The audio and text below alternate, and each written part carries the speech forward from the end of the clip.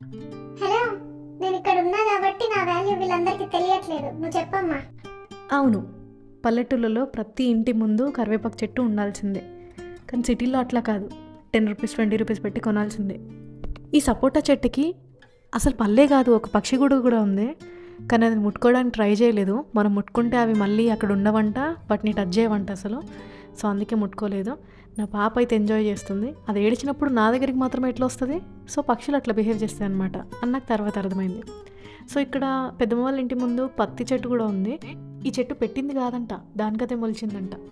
ఇంకా ఎదురుగా ఈ పొగాకు చేను చూడ్డానికి చాలా బాగుంది. అండ్ ఎందుకో ఏంటి అని అడగొద్దు, నాకు ఎందుకో ట్రై చేయాలనిపించింది, అందుకే నూరుతున్నా. కానీ అక్కడ వచ్చిన వాళ్ళు మాత్రం అని నేర్చుకుంది బిడ్డ, మంచి నేర్చుకుంది అని అంటున్నారు. కానీ నేను నూరడం ఫస్ట్ టైం. ఎందుకు రాదు, మనం కూడా ట్రై చేద్దామని నూరుతున్నా. మా మమ్మీ చిన్నప్పుడు ఎప్పుడు ఒక డొక్కు డైలాగ్ వేసేదనమాట. మా అమ్మ నాకు అది రాదే, నేను చేయలేను అంటే, రాదన్న పని రాజా పని అని చెప్పి చేయించుకునేదాన్ని. ఈ నూరడము, నూరే టెక్నిక్స్ అన్నీ నేను మా నాన్నమ్మ దగ్గర నుంచి కాపీ కొట్టా. నేను డాడమ్మ అనే పిలుస్తా.